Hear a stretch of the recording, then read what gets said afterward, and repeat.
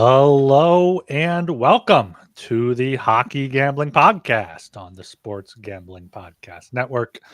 I'm your host, Ryan Gilbert, and very happy to have back with me my co-host, Joel Meyer. How we doing tonight, Joel?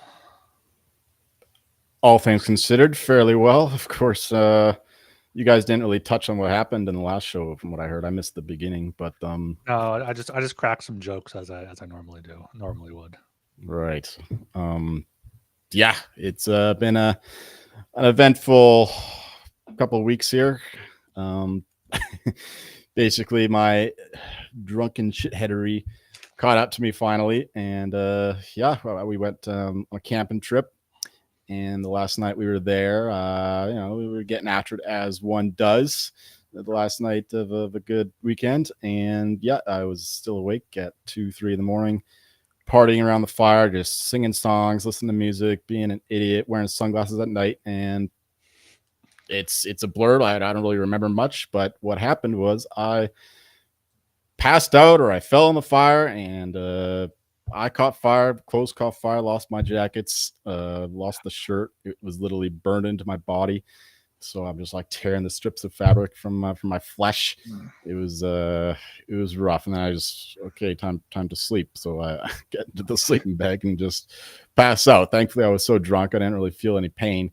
But the next morning I wake up and I hear my brother saying, what the fuck happened last night? Because apparently when I was in the fire, I was like tossing logs, tossing burning wood everywhere, and his expensive Bluetooth speaker is utterly destroyed in the chaos. Yeah, who cares about your skin? His Bluetooth speaker, Joel. Come on.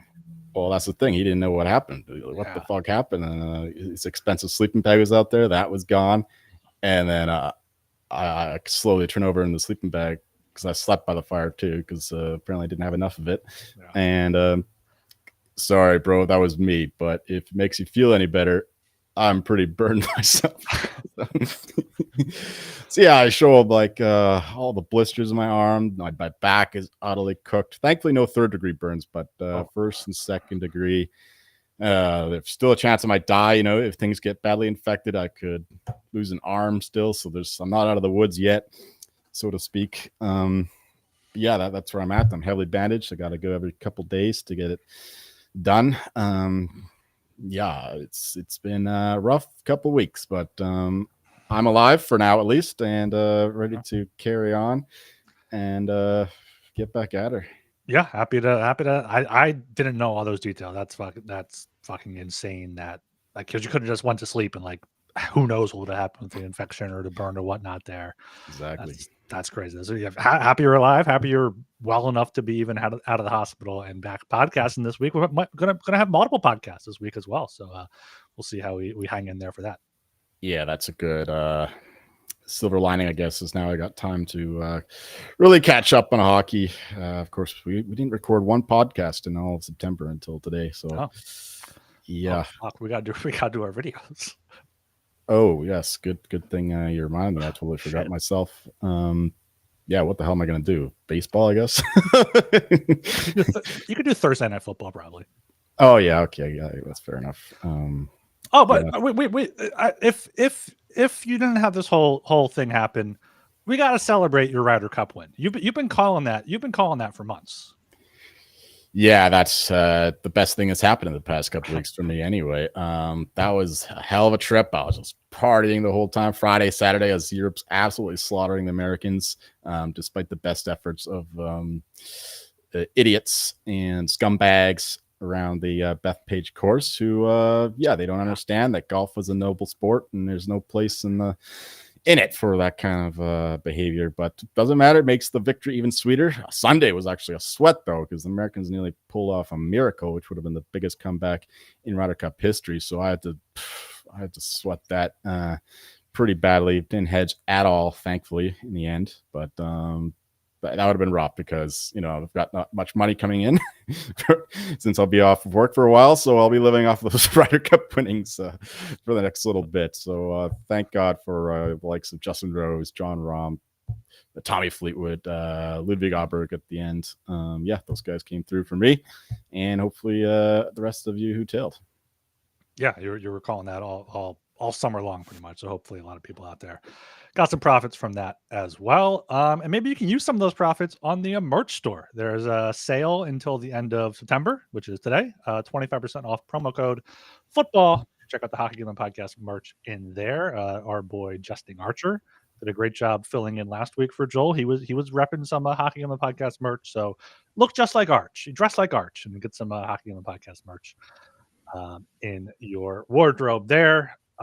Big news today lines up with the team we talked about last week, the Minnesota Wild. Kirill Kaprizov signing a massive 8-year, $17 million contract to stay in Minnesota. I was shocked that he did that.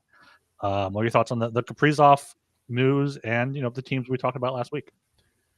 Yeah, Kaprizov, nothing too surprising. Obviously, he wanted a lot of money, and he had the Minnesota front office by the balls, so to speak, considering what else they're going to do but pay him. So, yeah, he got the bag, no doubt. Well-deserved. But that's the thing.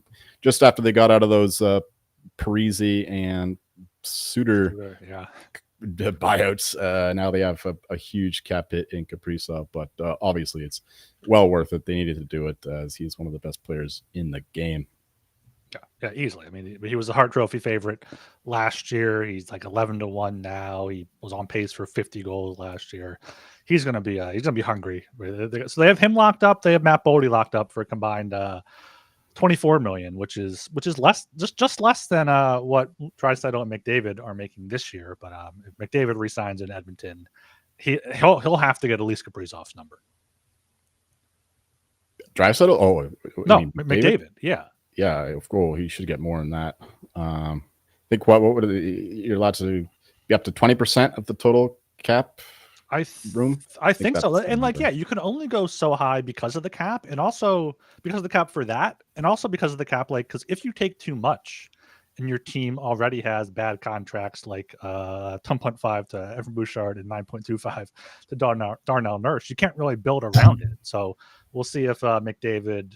We'll see what he does. If he stays in Edmonton, goes to Toronto, he'll get more, but he won't get the max. He'll give him another little discount. Yeah, it's pretty clear that he will resign, and people make it a big deal about it. I mean, I listen to a lot of Toronto media. They're always bringing up the possibility of him going there.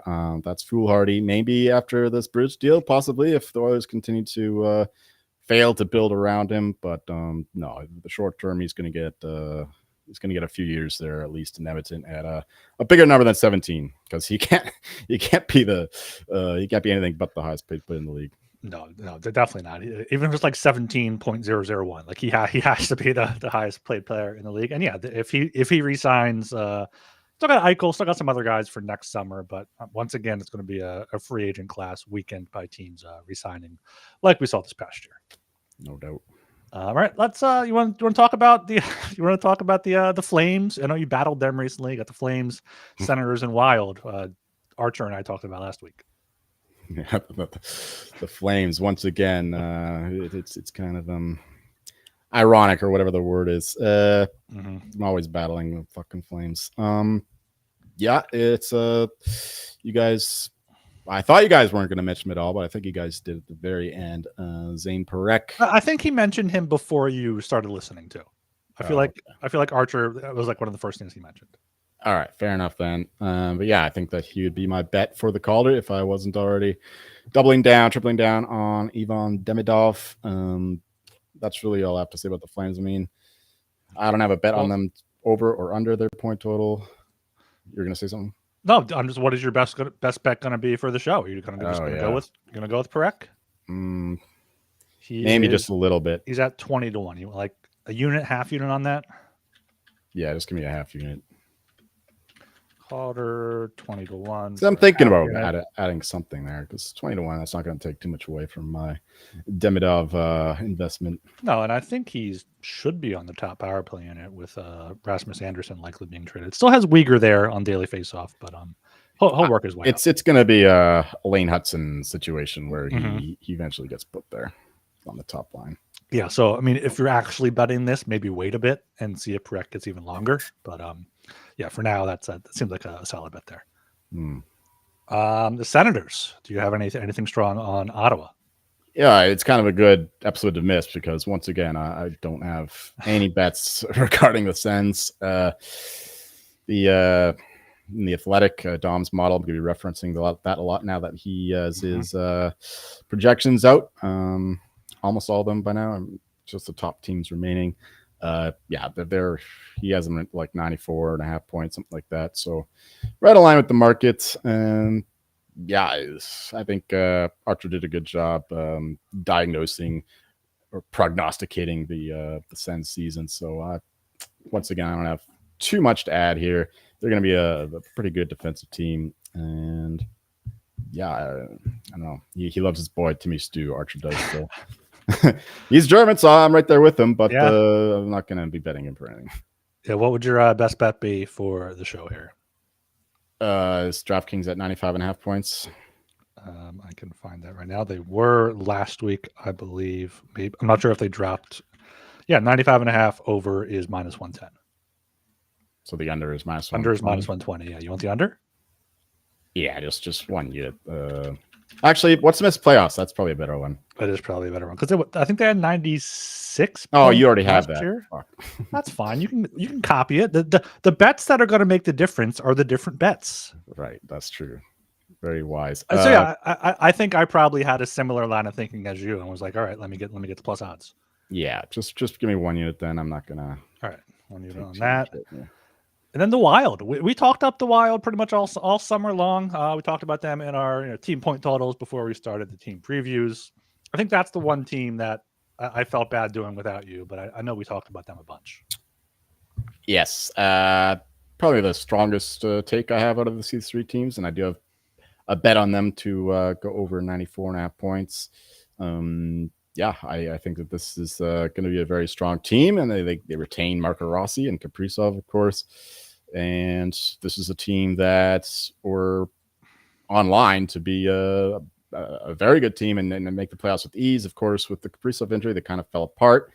Now they have a bit more strength around them. They didn't add too much, but considering they got that cap space opened up, but I still think that they're going to be a force there in the Central. In this case, though, I'm going to disagree with your bet to make the playoffs. I think that points is the better play because you get a better number. I'm sure it's 94, 95.5? 95.5 -110. Yeah, give me 5 units the full on 5 that. on that. Because I think that the Central is the deepest, strongest division. So I think if you make the playoffs, you're going to need at least 96 points anyway. So that's my line of thinking there. I hate the Wild, fuck the Wild, but I think that they're going to be a decent team this year. Yeah, the Wild are now up to -200 to make the playoffs. So I got in at a great time there at -150 for my. Why though? Because of Kaprizov signing? That doesn't make any sense. Who knows? I feel like -150 was always kind of short. I'm not sure what they're at other books. I'm trying to look that up right now. You can still get -150 at MGM, and I mean then -195, -200. So yeah, shop around as always. Shop around as always. Yeah, -200 is definitely a bad price. Yeah, because you can find a lot better everywhere else I'm looking. Yeah, you could probably it's probably even better to take 100 points, which is usually not good, but 100 points for the Wild is +170. I feel like they can get that if they stay healthy this year, because last year we went over it last week. They had a ton of injuries. Joel Eriksson, Kaprizov. Then they came back for the playoffs and looked good. They gave, I think Vegas, they played a scare in the first round. Yes, it was Vegas. All right. Anything else on those three teams or anything else that happened over the past few weeks before we get to our first ad break? It's been a ton that's happened since the last show that I would normally have. It's been a month. Yeah, it's been a month. Did we go over the U.S. Open? No, we must have missed that as well. No, we missed that. Yeah. Unfortunate result there with Sinner losing to Alcaraz in the final, but Carlos was just on fire the whole tournament long. Clearly, he had an axe to grind after losing at Wimbledon in kind of pedestrian fashion himself. And yeah, Sinner was kind of out of it a little bit. And yeah, it was a tough final to watch. So that sucked. And yeah, the women's side, I lost money there as well. So yeah, not a great U.S. Open, but that's okay. It's been a pretty good tennis season altogether. But Iga winning Wimbledon and Sinner winning the Australian Open in particular. Yeah, and we had the three goalie deaths: Ken Dryden, Bernie Perrant, and the Rangers goalie. I forgot what his name was, but that was a trio of tragic deaths in the hockey community before we get to the season. All right. All right, let's get to the ads here. We're brought to you by MyBookie.ag. MyBookie is your place to bet on football and everything else. Their prop builder is second to none. Their motto is bet on anything, anywhere, anytime. Easy deposit and lightning fast payouts using crypto. Head to MyBookie.ag, promo code SGPN for a 100% bet back bonus up to $500 for new customers. That's MyBookie.ag, promo code SGPN.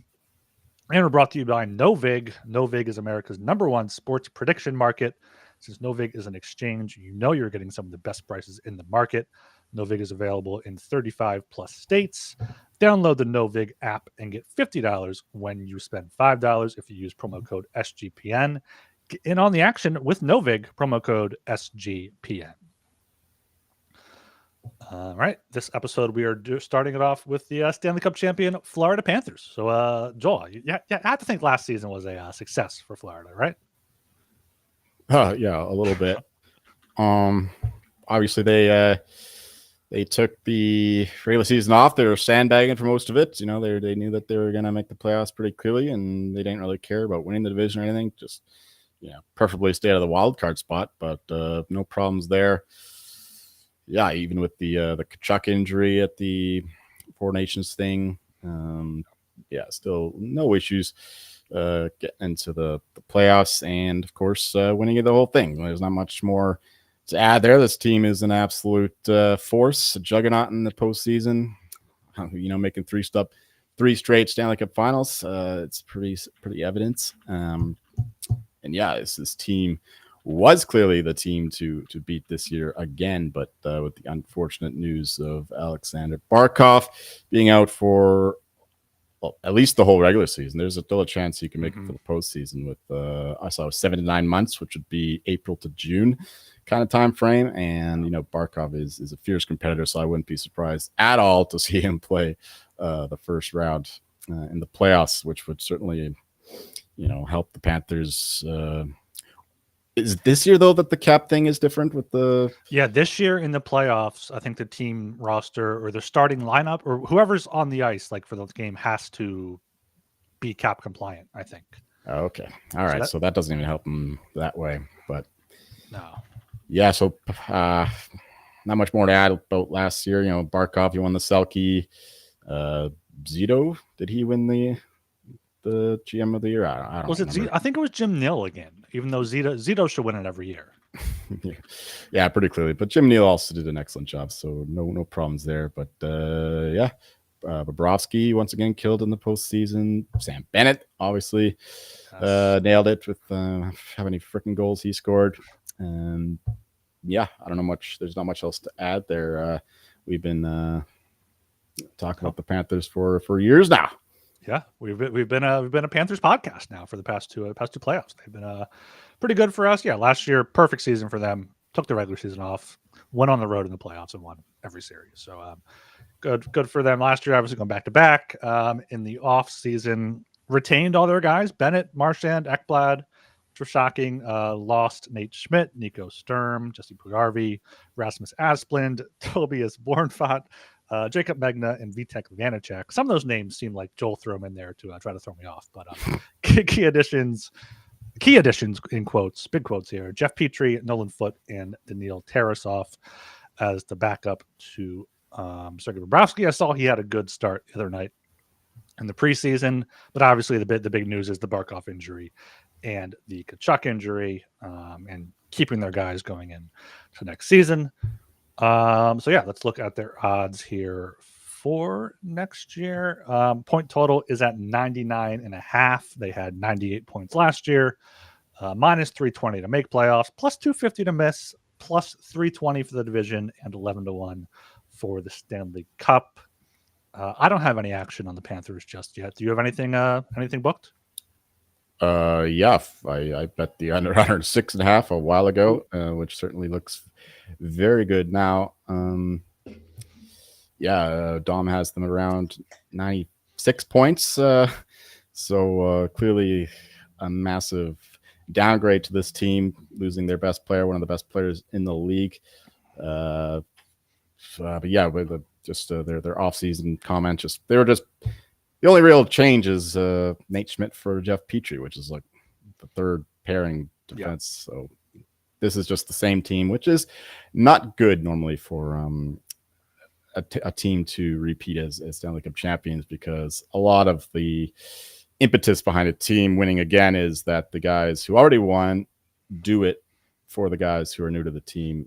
That's how it works with these teams with the high culture. We saw it with the Lightning, we saw it with the Panthers last year, just winning for Marchand and the new guys. Nate Schmidt in particular, he was the one who raised the cup, right? After being he got it pretty early. Yeah.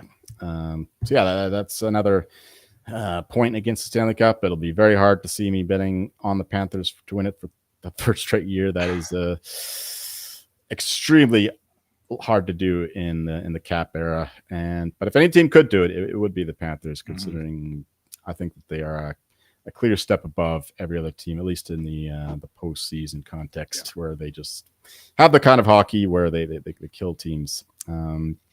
Yeah, we're talking about regular season mostly here, though. So the when the Barkov news was announced, I was able to get a little bit more under, and most of it though was just betting more Lightning. You know, we haven't talked about the Lightning yet, but I'm already really high on them. I've got them. They're my one team that I bet in the East to win the Eastern Conference, win the Stanley Cup. So once again, we're going to be pro Lightning this year, and yeah, so that's definitely correlated with the Panthers unders here. Like division plus 320. It's really hard for me to see them winning division, not only because of the Barkov news, but because, like I said earlier, they're happy taking the regular season off. And yeah, but the Lightning are just an absolute force, I think. So yeah, in terms of the Florida teams that were pro Lightning, anti Panthers in the regular season in particular, I don't think there's any value though on them missing the playoffs. They're still fucking loaded, even without Barkov. If you look at their lineup, because that's the one thing I was kind of like, should I go with the spicy take of missed playoffs at plus 250 for like a unit? Because looking at their forward lines, I think they're one more injury away from potentially becoming a bubble playoff team, especially if that's to Bennett or Lundell. Like, who knows how Evan Rodriguez does as a center on the third line. Their defense should be better this year. Seth Jones was a big addition at the deadline last year. We forgot to mention he's going to have a full year with them. That should be pretty good for them on the back end. But like, yeah, Bob's played a lot over the past three seasons. Maybe he wears down a bit, but I don't know if I can say they can miss the playoff, because that means what? The Leafs, Lightning, Senators, and then like Canadians or Bruins are better than them. And I don't know. I think I like Paul Maurice too much to take them to miss the playoffs. Right. Yeah, you mentioned Bobrovsky. That is a big wild card because he is now 37 years old, and he didn't have a great regular season last year. He was a below average starting goalie. Obviously, he made up for that in the playoffs, where he threatened to win the Conn Smythe at points. But it's another year of wear and tear, and like I said, he's getting old, 37. That's going to be something I'm keen to watch how he performs. And yeah, Vanacek is a backup. Not exactly. Tarasov's the backup now. Oh, Vanacek was there last year? Yeah, that's right. Yeah. Tarasov, I don't think that's an upgrade at all. Obviously, it's good to have the younger goalie in there, and he has more potential possibly, but it's not like he's proven himself yet in an NHL level. So goaltending is massively suspect, but that's okay when you have one of the best defensive environments in the league. Yeah, but that defensive core is positively stacked. You know, Forsling wasn't quite as good last year, but he's still arguably the best defensive defenseman in the league.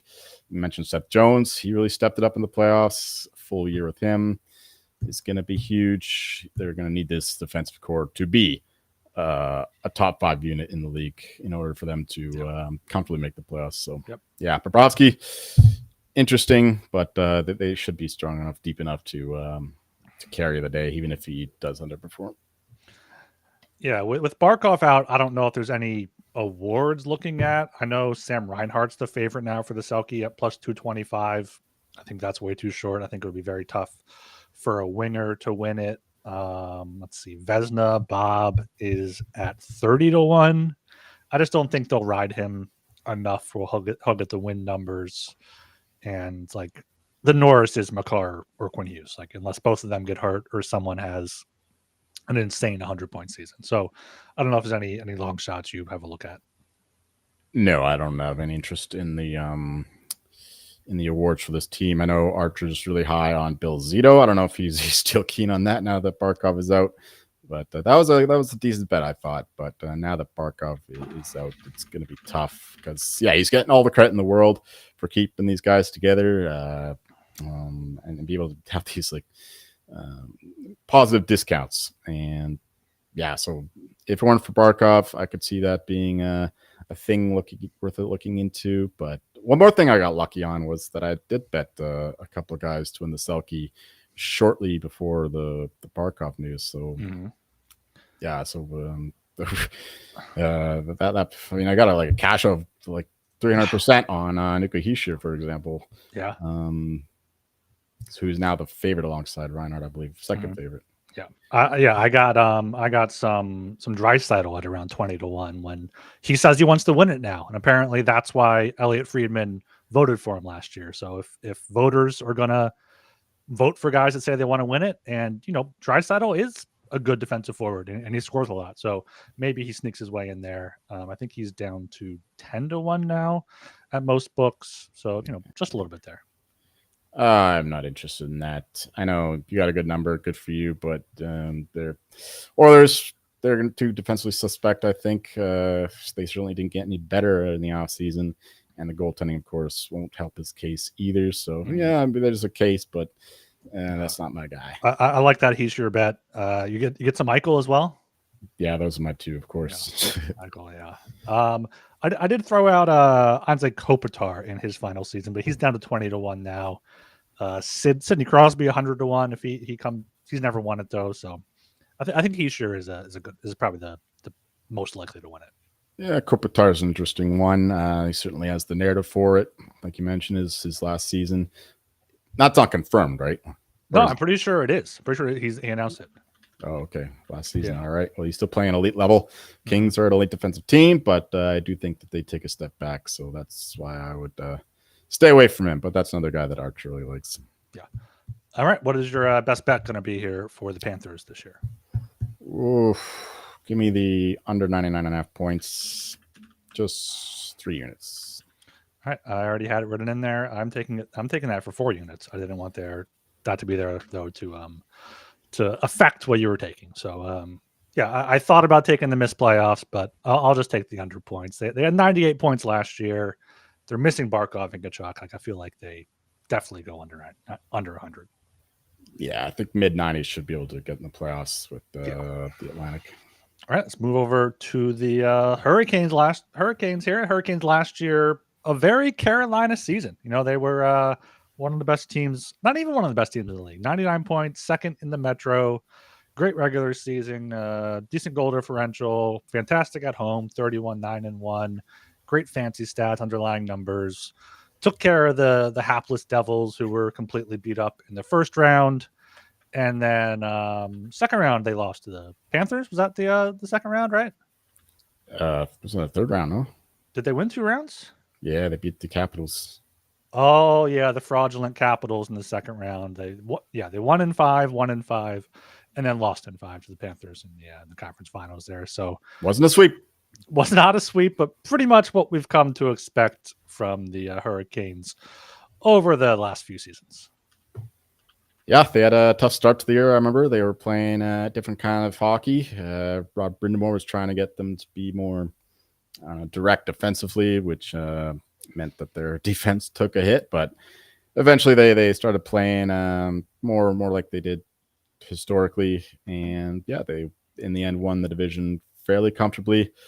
No, of course, the Capitals won. Capitals. Yeah. I was thinking of I think I had a Hurricanes versus Devils bet, and that's it was. Yeah. Anyway, Yeah, you mentioned it. The playoffs, always good to fade them when they play a legit playoff team. And yeah, Panthers had no issues taking care of them. Could have been a sweep. They were up 3-0. But yeah, the Hurricanes finally put together a full performance, and I guess good on them for getting it. It was over in 5, right? Yeah, all 3 of their series were 5 games. Yeah. So yeah, not much more to say. It was more of the same from the Carolina Hurricanes, and we'll probably end up betting against them in the playoffs once again. Yeah, but it was an active season trading for them, trading for Mikko Rantanen, then trading him away for Logan Stankoven and picks, and then in the offseason, another active moves there, signing Nikolai Ehlers, one of the best free agents that made it to market, trading for Keandre Miller from the Rangers. I think he'll do really well in Carolina.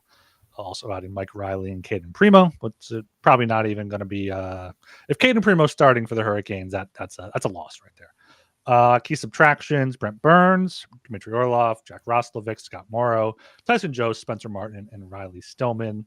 So not too many, subtractions there. And added Ehlers, a legit top line, top 6 winger. Stankoven's playing center now for them on the second line. Real like Keandre Miller, like I said there. So I think the Hurricanes did what they could this offseason, and they did pretty well.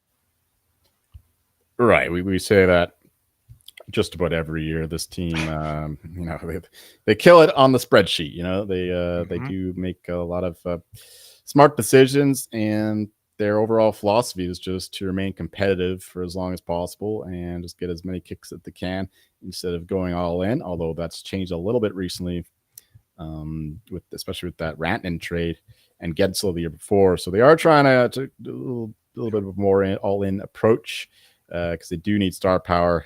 It was unfortunate for them. I don't know if it was bad luck or bad GM work, but Mikko Rantanen was not interested at all in re-signing. So, well, he didn't. He just didn't. He doesn't fit with the Hurricanes. You think about Mikko Rantanen. You think about how Rod Brind'Amour wants guys to play. It's not a match at all. No, it really isn't. So maybe it was just bad GM work. So yeah, where was I going with that? The Hurricanes, they win the offseason and all that. Good on paper, good in the regular season, but at the end of the day, they just don't have that star power to come through in the playoffs, that elite performer. Although they were trying, Jane Gensel is historically a very good playoff guy, and Rantanen, one of the best of all time in terms of his goals and points per game in the playoffs. He's up there like some of the all-time greats. But yeah, unfortunately for them, they couldn't retain him, so they were forced to move him and get some more picks. So they do have more kicks in the can down the road. Yeah, they'll trade for whichever free agent isn't signed into February again and see if he fits, and if not, they'll trade him out 2 weeks later. Yeah, and Nikolai Ehlers is definitely more in line with the Hurricanes kind of way they play. Just a smaller, more I don't know, dynamic player, but not a guy that really moves the needle in the playoffs. Actually, he plays a lot better in the regular season than in the playoffs. So once again, right in line with the Hurricanes. I mean, he goes from Winnipeg, who has great regular seasons and loses in the playoffs, to Carolina, who does the same thing in the East. Exactly. Keandre Miller, though, that's a bit better. He had some size to the back end. Down year for him in New York, but maybe he can find his way again in Raleigh. All right, before we get to the Hurricanes point totals, let's go to our second ad break here. We are brought to you by Underdog. Underdog is a great place to play fantasy pick'em, where you can win up to 500 times your entry. Simply pick higher or lower on your favorite player stats. Available for a ton of sports. Underdog's got a brand new offer for new customers. Play just $5 and get $100 in bonus funds when you sign up with promo code HGP. And of course, we got Rhythm. It's off to a great start in college football and the NFL. Rhythm introduced a leaderboard with weekly cash prizes just for tracking your bets in the app. Track 5 bets of the same type from any model you build, and you can win $1,000. Use promo code SGPN25 when you download the Rhythm app for 25% off your first month. Download Rhythm and use promo code SGPN25. All right, going into this season, the Hurricanes point total over under is at 105.5. They are minus 1,200 to make the playoffs. They are plus 700 to miss, plus 120 to win the division, and plus 750 to win the Stanley Cup. I feel like this conversation is going to be kind of similar to the Panthers one, in that I feel like we're going to be fading them. Like last season, they had 99 points. The year before, they had 111, 113. But I feel like Brendan Moore kind of said it at the end of the playoffs last year. The Panthers have set the blueprint. Coast in the regular season and get ready for the playoffs. So I don't like the Hurricanes. Like plus 120 for the division seems crazy to me, given the Devils behind them. But if they stay healthy. So, I mean, I think the only way you can go here is with the under points. Yeah, this is not a team that I have any bets on one way or the other, because I'm a little scared that they do have the potential to go nuclear in the regular season, even if last year was a bit anomalous in how they perform, especially at the beginning. But yeah, I think that this team is the best team on paper in the Central, the Metro. So that's why I'm a little wary of fading them. If anything, I would take the over, but I already bet the Devils to win the division. So that kind of I wouldn't love that, trying to thread that needle of having them get 106 points while losing division. So do me a favor. Could you look up how much I bet on the Devils to win the division? I'm sure that was my bet. Devils, you took division plus 280 for 2 units. Yeah, okay. So for a bet, my word, I don't know. I'm taking the under 105.5. I'm just, that's what I'm doing. 105 half, 115. I'll put 3 units on that. Not quite as confident as the Panthers. All right, whatever. This is for the show, not something I'm actually betting. So just give me over 105.5 for 2 units. 15, 2 units. One thing we didn't mention at all there, and you can argue that these don't matter, but the goaltending in Carolina. I mean, you got Kochetkov, you got Anderson. Neither of them have been good. Like less than 900 save percentage last season. So that's a huge question mark in Carolina. Maybe they'll make a move. Maybe they'll add someone that's out there. But I know the way they play. You don't need a huge goalie, but you need a good goalie come playoff time. So we'll see what happens there in the crease in Carolina. Okay, the final team for today's show is the Edmonton Oilers. Last season, once again, Oilers made it all the way to the Stanley Cup final and lost to the Florida Panthers. A lot of injuries, though. Zach Hyman was out for them. I think they had a defenseman injured as well. So not quite as good of a series as the year before. But Ekholm was a big one for them as well that they're missing. So, yeah, Edmonton Oilers. I don't know if you can call it a success. I mean, they made the Stanley Cup final, but once again came up short. Yeah, it's hard to say that it's a successful season when you win the Western Conference. But of course, this is a team that's dying to get over the hump, finally, the last hump, and win it all, especially for Connor McDavid. And so, yeah, it depends on your point of view. I think it's still a success, just winning the Western Conference, but I can understand the argument against that as well.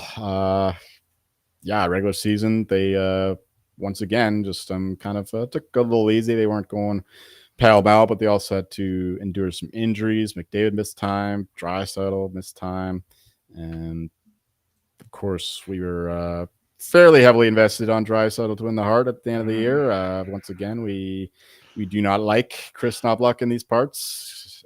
Remember, he said that Draisaitl would be back well before the end of the regular season. So that cost us some money there. He still should have won it. He still should have won it over Hellebuyck. But my vote would be Kucherov, but they definitely have Draisaitl over Hellebuyck. So yeah, that was unfortunate. But yeah, they did their job. They got to play the Kings in the first round, so just a bye week for them. And yeah, the very fun hockey. They played really, really well against the Golden Knights, just dominated them, and then dominated the Stars as well altogether. Well, actually, once they dominated, the Stars did have a couple really good performances, but still, Oilers were the better team and looked like they had a lot of juice going into the Stanley Cup final. But and they did. Like the first two games anyway were two of the best games I've ever seen in the playoffs, especially that comeback. That was the game 4, I believe, when they came back from 3 goals down. But the game. Other than that, like the series really took games 5 and 6. Like the Panthers just stepped on their throat and made the series somewhat underwhelming in the end. Even though the start of it was absolutely brilliant, especially the games in Edmonton, the first 2. So yeah, very fun series there. But at the end of the day, they're just inferior to the Florida Panthers. Yeah, so looking at the offseason, added Andrew Mangiapane, traded for Isaac Howard, Curtis Lazar, and Riley Stillman. Subtractions: Connor Brown, Jeff Skinner, Arvidsson, Corey Perry, Derek Ryan, Drake Kajula, John Klingberg, Travis Dermott. Also lost Evander Kane. That must have been before this article was written here back in July. And also going to be without Zach Hyman until at least November to start the season. So pulling up the Oilers forward lines right now, they look extremely top heavy with this is David. I'm not pronouncing that on the second line. Tomaszak? Tomasek. Tomaszak, you think? Tomaszek. He's Czech. So yeah. So I don't know if he's actually going to be on the second line because he's a 29-year-old who played in the Czech league last year, SHL last year. So maybe this was just some preseason lines, but whoever plays there out of this group, I mean, does not look good. Yeah, I never heard of him. No. Yeah, we did mention the Isaac Howard trade for who do they send there? It was O'Reilly or something like that. Because Howard didn't want to play. Sam O'Reilly, yes, yeah. So I think the Oilers, I think they benefited from that, but this is still the oldest team in the league, I'm pretty sure. I mean, maybe that's before losing Corey Perry, but anyway, this is an older group, and really it looks inferior to last year's team. Arvidsson, he didn't have a great year with the Oilers, but he's still a name. Jeff Skinner, same thing. Matthias Ekholm, another year under his belt is not ideal because he's he missed the playoffs, and that's what happens when you get older and you play as physical as he does. So not loving that defensive group. Did Ekholm come back for the playoffs at some point and then go back out, or are we talking about? He came back for the last game against Dallas and then the Stanley Cup final, but he clearly wasn't himself. No, he was not playing well. That defensive group is looking pretty rough. Although Jake Wallman, he played brilliantly for the Oilers after they acquired him at the trade deadline. So a full year with him there, if he can continue that form, would certainly be beneficial because, it's I don't really rate this defense, despite even Evan Bouchard's offensive qualities. Yeah, in goaltending, we know all about the same goalie tandem, which new goalie coach, so things are looking up. Okay, all right, cool there. Okay, looking ahead to this season here, Oilers are at 103.5 points. They finished with 101 last year when their point total was 108.5, minus 1,000 to make the playoffs, 6-1 to miss, plus 170 to win the division, and 9-1 for the Stanley Cup. I don't know where I'm going here with the Oilers. Maybe I'll find an award bet to make, but do you have anything? Yeah, I bet under 106.5 points, and you can still find 105.5 points, numerous books. And this is just a good place to bet the Oilers if you like their over. That 2-3 point discrepancy. But that would be my bet there. The under 103.5 points, considering what we've been saying. I don't really rate this team in the regular season, considering they're going to be saving their juice for the postseason, especially after making it to 2 straight Stanley Cup finals. And they're in a increasingly tough Pacific division. I bet the Knights to win the division, so that's correlated with this Oilers under. Something I couldn't really do with the Hurricanes Devils in the Metro, but I could certainly do it here because I don't expect the Oilers to get to 100, 500, 600, 7 points. So yeah, this is a team we're fading in the regular season, at least these preseason numbers. Yeah, I'm gonna bet an award of some sort. I might throw Archie a bone and take McDavid, Rocket Richard. I know McDavid has said he's gonna shoot more. He's at 16-1 at DraftKings. Maybe I'll just do Draisaitl because I actually bet that, even though he's at 10-1 there. But if I had to make a team bet, it'd probably be the under points, just because you don't know how the goaltending is going to be. You don't know how the offense and defense, even the defense, you don't know how the team's going to hold up. Let me bring up these lines again. Like, they're very top heavy.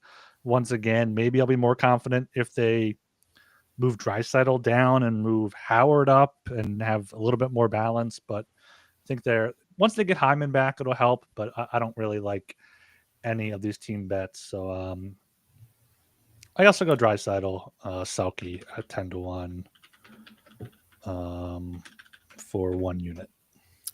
I forgot to mention, but Colson, his father died, so he went back to Russia. So who knows how long he's going to be out for. Rest in peace to Papa Pods, the old the Canuck player, Vasily. And so yeah, that's another hit. He was awesome in the playoffs as well. He should be back before he should be back tomorrow. Set to rejoin the team Wednesday. Okay. Here. So yeah, he's not. But that's from Chris Knobloch, who we know is a notorious liar. Right. So we won't see him until Christmas. So yeah, give me 4 units on that under. On the under. So going over the bets here for the Panthers, we're both on under 99.5 minus 115. Me for 4 units, you for 3. Hurricanes, I'm on under 105.5 for 3 units. You're on over 105.5 for 2 units. It's a different bet there. Going to make the difference in the end. Oilers, I have Draisaitl Selke 10-1 for 1 unit. And then you have under 103.5 minus 115 for 4 units. Those are all on the YouTube at the 47-minute mark of the YouTube video. Anything else here before we close it out, Joe? I think we're probably going to be back tomorrow, possibly for 2, and then possibly Thursday as well. We try to finish out these team previews before the season starts 1 week from today. Yeah, we're grinding away here, getting back to work.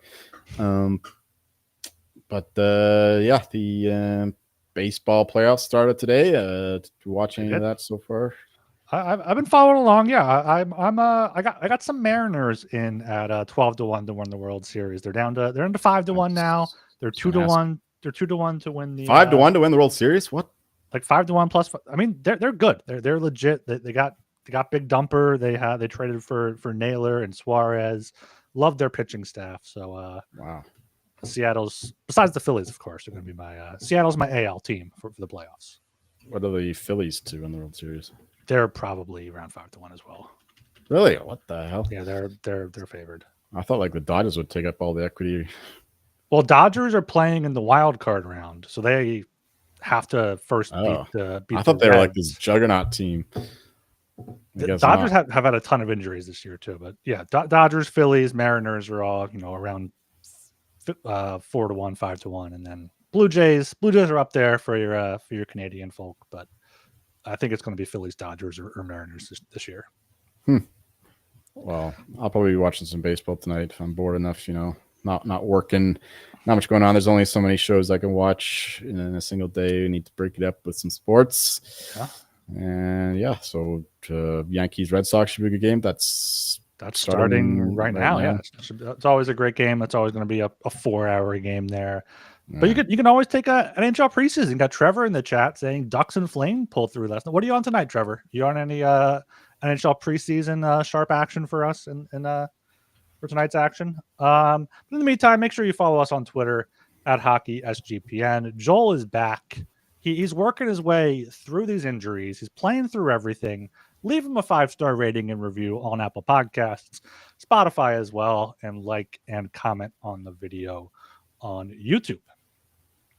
All right, I am Ryan Gilbert. You can follow me on Twitter at rgilbertsop. And I'm Joel Meyer, and you'll find me watching where I'm going around any roaring fires.